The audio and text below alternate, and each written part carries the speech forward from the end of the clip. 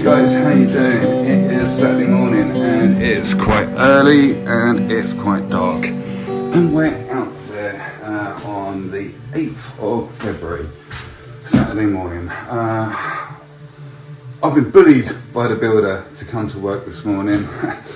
So yeah, it's been a long week and we're going to push on with this job. There's lots of bits and pieces that need to be done. I've had a bit of a push on some mirrorage stuff. Today I'm in messing around with this. Now I've had to set up a regular thin coat bead up here and cut. In the previous video that's just come up this morning, actually Saturday morning, you saw me messing around with this bead. Normally you'd put like a stop bead on an angle like this, but as you can see I've used a regular bead and cut into the plasterboard and scrimmed it into position, and I PVA'd it yesterday before I left in an effort to, because of the old timbers to the old roof this has been put in, so I needed to get this bead to line up perfectly with this frame up here because it was twisting. And I'm not sure if you can see it in the camera, but there is still some warping in this board, and they're on about putting LED strip lights that are going to shine up and light everything up as well. So it really does need some attention to detail like that, especially if they're going to be lighting it up at night. So we're probably going to float this with some bonding. As you can see, if I come up here, like it sticks, you know, right out. We've got to fill that deficit up. So I'm probably going to get my derby. So that will probably be the first thing I need to do, is get some scrims up on these joints. So let me just be careful and get right up to the top. So look, I can just reach the top. That's a view, and this is the situation we are in. So a little bit precarious, not for the faint-hearted, but I've got my trusty steps up here. Even though I'm on the top rung, these very sturdy ladders indeed. Right, I'm not going to film and get down at the same time because I want to use both my hands. So, you know, safety first and all that. So yeah, these sturdy step ladders are made by Young Man. There's no reason to be afraid. The only drawback is they're quite heavy. And these little gadgets here, these little pins, is what allows the so you can see this slides up and down inside, so it comes down to this height on both sides, and obviously they work independently so they can go upstairs. They're very, very handy. Like I say, the only drawback is they are quite heavy, but you do feel safe on them. A lot of step ladders like this are quite flimsy, and once you get to the top they're warping and they're wobbling all over the place. And what I particularly like is you've got runs on both sides, so if you need to, you can put your legs over both sides and stand there, and you do get a real nice sturdy purchase and feel safe on them. If you are a regular viewer to this channel, Plaster Master Smith 74, you will know that I have this like on running joke thing where I'm always pumping up my tyre because it's got a screw in it and it's an expensive tyre. And I went to go and get the puncture repaired, but the guy said the screw is too close to the edge. It's been behaving itself lately. I haven't had to pump it up all week, but today look, it's looking quite flat, and I will get my pump out and pump that up. And incidentally, look, I could hear it because it's wet. Look, that's where the screw is. There. I might, since it's up there, I might see if I can tighten it up a little bit. But yeah, it's just looking a little bit flat, so I will pump that up. We're halfway through beading up and stuff. A couple of things to notice. If you look, here that new plasterboard is a little bit low because they must have put the timbers in flush with the old timbers, and they've put plaster on there, but it looks like that ceiling has been plastered before. So look, it drops down 4 or 5 mil in places, so I've had to make sure I've dropped this bead here down low enough so that it's, you know, we'll be able to get a nice swoop, because we don't want it like curling up at the end. Also, look, this edge here, which is above the stairs, has a bit of a shape to it. Some people, an old chippy, I know, like a snake would break his back on that. So we're going to have to try and straighten this up. Now, normally what you'd use on a angle such as this, which isn't, you know, a right angle, you would use a stop bead. But a stop bead either has to go on this side or this side, which a stop bead is pretty much half a corner bead. Okay. but it's got no strength, it's got no rigidity to it, so it's going to flop in whatever direction, and this is going this way, and it's also curling around this way. So what I'm having to do is manipulate a regular bead here. You can see it's got the corner on it, but what I'm doing is I'm trimming one side down a little bit so I can get it on the angle. And all I'm doing is taking my tin snips and just cutting into here, look, so it's regulating the actual line of the bead, so we shouldn't be too wonky donkey up there. You can use a little grinder if you got one, but I haven't, and it's not too much time just to do that with the snips. It's Saturday morning, it's really quiet, who wants to get a grinder out? I mean, I'm here by myself, there's nobody else here. It's a temple of peace and tranquility. Can't think of anything better to be doing with my time in solitude, just plastering on a Saturday morning. Maybe we might achieve, I can't think what the word is. Plastering with Zen. What is it? What is the word when you achieve some sort of enlightenment? I can't remember. I'll look it up. It's Nirvana, isn't it? That's what I was thinking of. Yeah, Nirvana.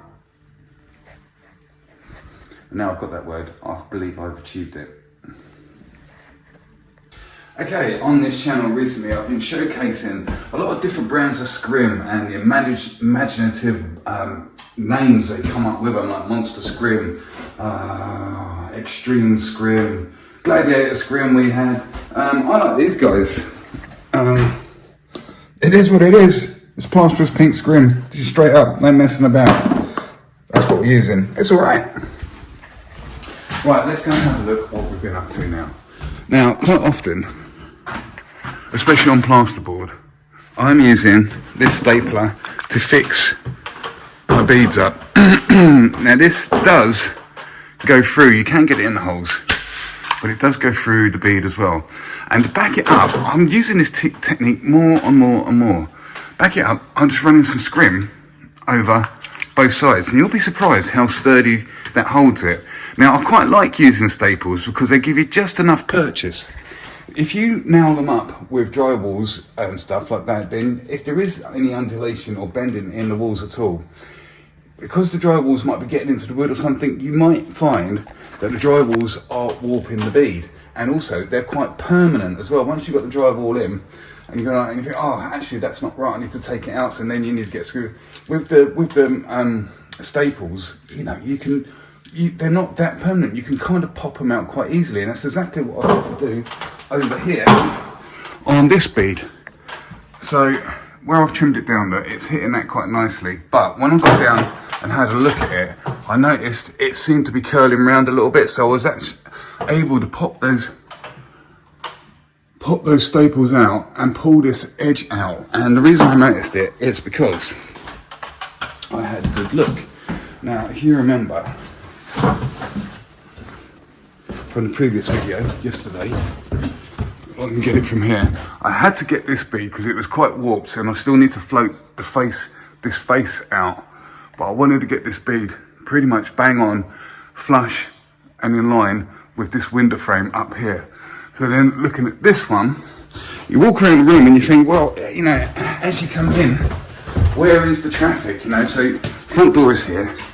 So you'll come in and you'll look up here. Oh, so there we go, look, so there we can see, we do get an opportunity to see that bead.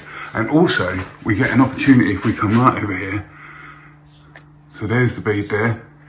We want that to line up with this angle here. Although I think that might be being pulled out actually, because there's a problem with the bathroom, so they need to get this out. But for now, let's say you'd be able to come in. There's this line here. We want that to be perfectly parallel with that bottom bead just there. Let's see, and it is, before it was kicking out a bit of a line this way like that.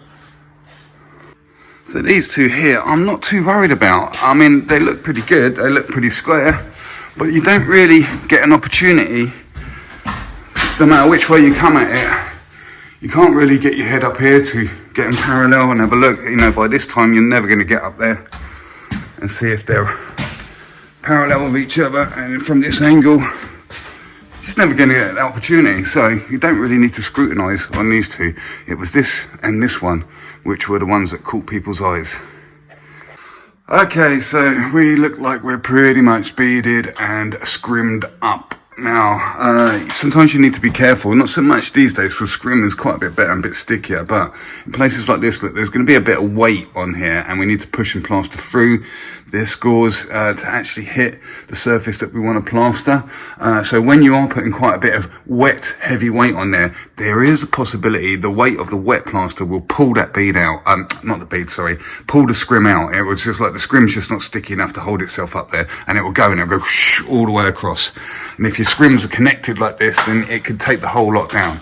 That is in rare situations, and if you put excessive weight on there. But because we've got a stapler out, look, just chuck a few staples in there just to be on the safe side, and that will stop that from happening. Also, I don't mind going a little bit overboard with scrimming up and stuff on things like this, because there's a combination of older dry timbers up there, because it was the original ceiling, the original roof into the attic, the loft area, and there's some new timbers in there as well, which will be fresh and probably quite wet and still need to do some drying out. Now, this sort of area in a house is subject to quite a lot of temperature change.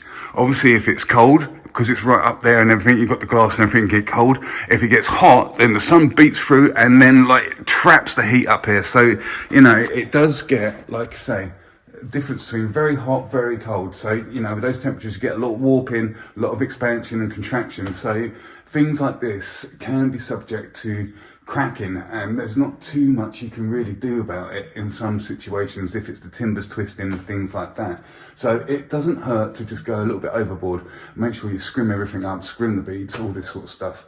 I mean, yeah, you know, it depends if you're on price or not, I guess. But I'm not, and the builder still hasn't turned up with my material. I don't know what's up with him.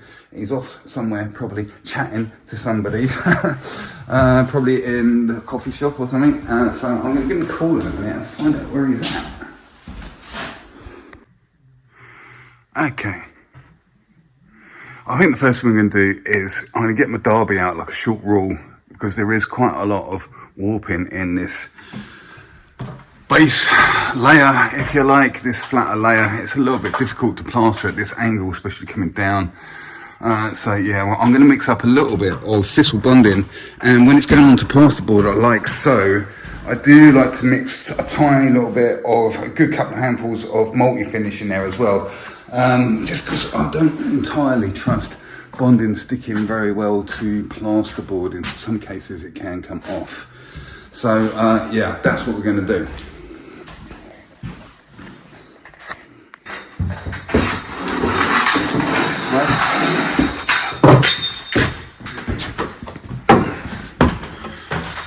Okay, so that area is bonding with a little bit of mixture of multi-finish in there just to help that out, and I'm quite happy that that is all a lot flatter. And then right up the edge there, so let's have a look.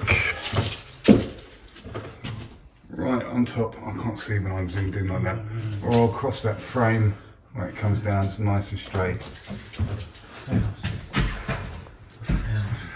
And also on this side, because you remember we put that bead on and it kind of curled out a tiny bit, so I'm moving the discrepancy, and this is why I like using such a large trowel such as this, because it is kind of a bit like a straight edge, you know. I can make sure and ensure and use that like a rule, that is generally quite flat, and we've taken the discrepancy and just eased it round, and when we come to actually plaster that, we'll ease it round a little bit more and keep this line looking absolutely perfectly straight. Okay, so this bonding here is still quite wet and on there, so I could technically get these sides on, but I really don't want to upset these internals whilst it's all wet and everything. So I think the plan of action is we are going to get this wall tacked now because it's ready to go. And another thing to pay attention to is we're on about having LED strips which come down and shine up the wall. Now we're discussing what sort of thing. There's probably going to be some capping that's going to come flush down with this bead, and then the LED strip sits into it, yeah? So this is going to be the feed for the LED, so I think we're going to need to chisel this out into this board and get the wire to come out here, so that it does give you the option to do that and not have the wire showing anywhere. So that's what we're going to do, and in the meantime, once that's all done, this should all be picked up and all nice and firm and solid.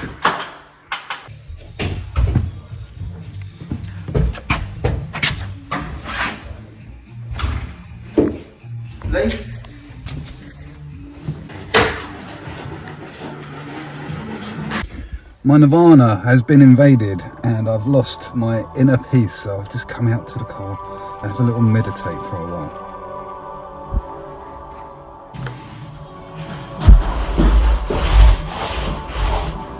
Okay, PVA over all this bonding section because I didn't put any key in it, and it's going to help with the adhesion for the multi-finish, and it's going to pull the suction back a little bit and seal it.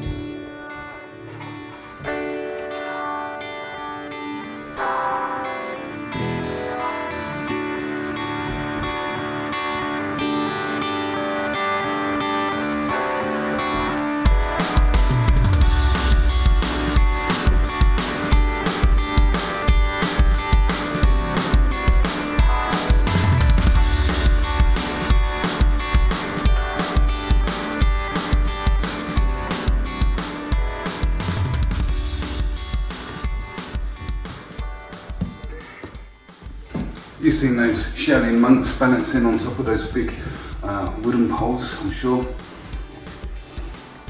I suggest you don't try that at home, balancing on top of a ladder like that.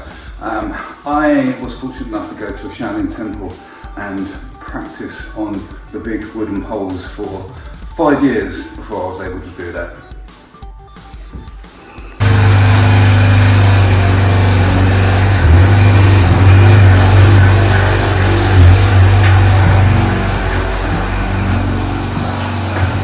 So as you can see, it's very precarious up there. I was tempted to get all of that on in one go, but to be honest with you, it's probably just a little bit too dangerous. I mean, we can do it, but when you're up there perched on that ladder like we were, just go outside, shall we, Alden? So yeah, as I was saying, it's a bit precarious on top of that ladder up there, and it's not a very large area. So it's easily done, but you can see where it's at that angle like that, you have to really lean. And when I've got two sides on like that, I can use the two sides that aren't done to rest my hawk on or rest my hand. So, you know, whenever you're climbing up something or up a scaffold, they always say 3 points of anchor, don't they? And you move 1 point. So you got 2 hands and 1 foot on something, you move a foot. And then you got 1 hand and 2 feet on something, you move a hand, okay? So at the moment, I can achieve 3 points of anchor whilst those two sides are not being done, because I can lean on them. If they were all plastered up there and I tried to lean on it, if you suddenly slipped on the ladder or the ladder buckled or whatever, just tilted, and you try to put your hand out and stop yourself, and that surface is covered in wet plaster, you're going to slide straight off of that and you won't be able to stop yourself. And we're up quite high, you can see where it was, it's right above the stairs. That's a fall that can properly do you in, and you know, you're better off getting it done a little bit later rather than not at all. I think the other thing is there's no stress on this job with this builder at all. I mean, I'm in on Saturday, so I'm getting them ahead of schedule, the sort of general schedule that seems to be going on. And I'm also in for these guys Monday and Tuesday. So, you know, there's plenty of other stuff for me to be getting on with, and stuff that's not plastering related. I can get on with the tacking and stuff.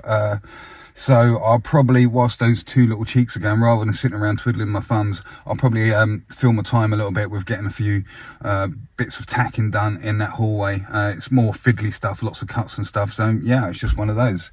Let's get back into our equilibrium of calmness, peace, and tranquility. Actually, again, whilst I'm here, thanks for watching. This probably isn't going to be the end of the video. I'll wait until we can see those two cheeks done, but it's not going to be until Monday before I complete another video. Monday evening possibly, or Tuesday morning it might be up. I'll probably get this video edited tonight and up for 6 AM in the morning for all you early birds up there. I've got a couple of shout outs. I've got like, if you enjoy the channel, thanks very much. And if you get to the end of the video, amazing. There is a Facebook group that I've got running as well, which is called Plaster Master Smurf 74, the same as the channel. So if you want a little bit more engagement, then you can come over there. And also, I'd like to give a shout out again to another Facebook group, which is called Plasterers Banter. They let me post videos up there, which I'm very grateful for, because, you know, quite often these Facebook groups do not like you putting links up to YouTube or something like that. I just guess it directs traffic away or something. But yeah, the guys on Plasterers Banter have been very, very, very good to me. So I'd like to give them a shout out. And there's plenty of guys on now. I think they're up to like 17 or 20. I haven't checked the numbers, but it's quite a big group now. It's getting on there. Anyway, I did post a little short video. I've got a little short video going called First Time Plastering, and it's doing really, really well. And January was just like a complete washout for YouTube videos. I mean, it's hardly getting any views at all. As soon as it's turned to February, it skyrocketed. I've had something like, well, loads and loads of subscribers. The views are up to something like 30,000 in 48 hours and stuff. It's incredible, the difference in just a couple of days. Maybe it's just because the all the companies, all the advertisers and stuff have got their budget back after Christmas and they're allowed to advertise, and now it's just a big push on YouTube. So anyway, yeah, so I've got one short that's doing really, really, really well. Probably the best one I've ever done, to be honest with you. And I thought, well, you know what, let's keep this ball rolling. And I did put it up on Plasterers Banter, and it did cause quite a commotion because of the 20x5 carbon steel trowel, which I'm always talking about. And I always feel obliged to talk about it, because every video, that's a big trowel, isn't it? And then I have to like type out and, you know, a response to it, so yeah, that's why I always talk about it in the video. So here we go, we're talking about it again. So yeah, loads of the guys on the Plasterers Banter lost their minds about the size of the trowel. I really like it. I'm always going on about it. I'm always talking about the benefits of it. If you want to know what it's like using a big trowel like that, have a look at the playlist. There's loads of videos on there. Actually, I did create a video called The Right Trowel for You, which will talk about all sorts of sizes of trowels. So if you're interested in that, have a look at that one. Okay, so we're still dealing with these cheeks. What I did was put the first coat on quite thick, and I have flattened that in twice. Then I knocked back what was left, and I put another tight coat over the top, and then I cleaned that bucket out and knocked back and put a third coat on there, because I'm just beside myself with anticipation about these lights being cast up these two cheeks. So I just really, really want to go over the top and just make sure there's absolutely no chance of any rippling that's going to be seen. It's still wet. I've only just put these on, so I haven't turned back to flatten these in.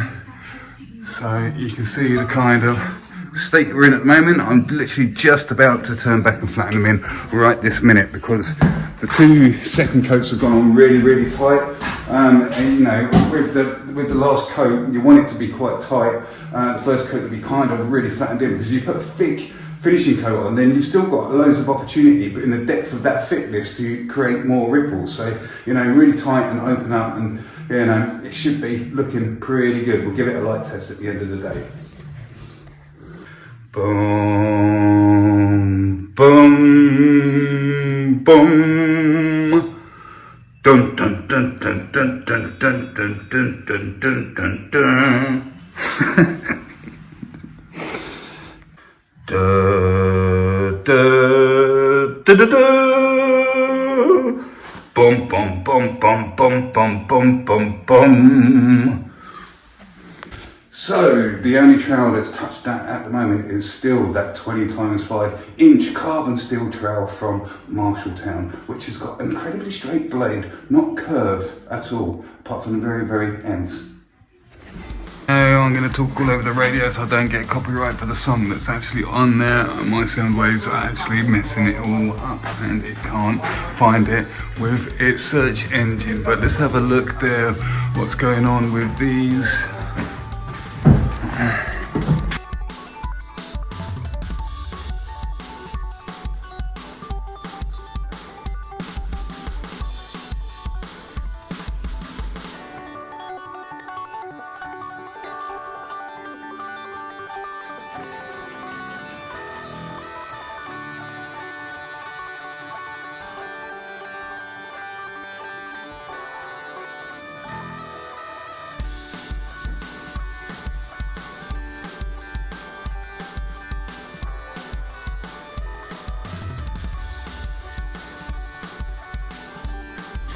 So there we go guys, that's what we got done today. A little bit of tacking, a little bit of floating up there, and what you saw on those two sides.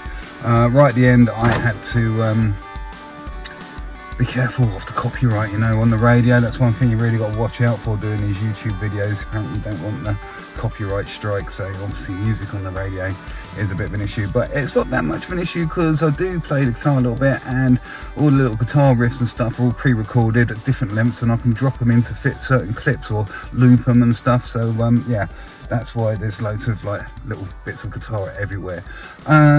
So again, yeah, thanks for watching. It's really quite remarkable how well the channel seems to be doing. I'm a bit blown away, to be honest. This the stark difference between January and February. It's really kicked off, and the subscribers are like flying up. So yeah guys, thanks very much. If you did watch and enjoy this video, then please have a look at the rest of the playlist. There's loads of different ones on there doing different things, different jobs. You know, I don't know who's watching these days. I mean, it shows me on the analytics.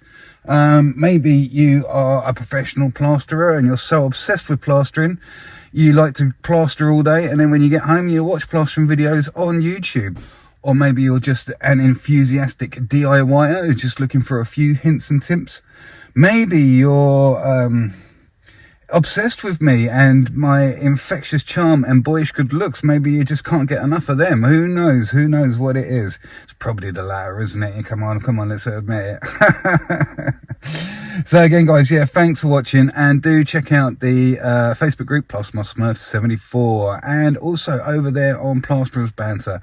It's the only other plasterers group that I will endorse. I won't endorse any of the others. It's the best one in my opinion, and there's loads of people on there, and I'm on there as well. Right guys, thanks for watching. I'll catch you on the next video. This one should be up Sunday morning, so have a great weekend. Bye.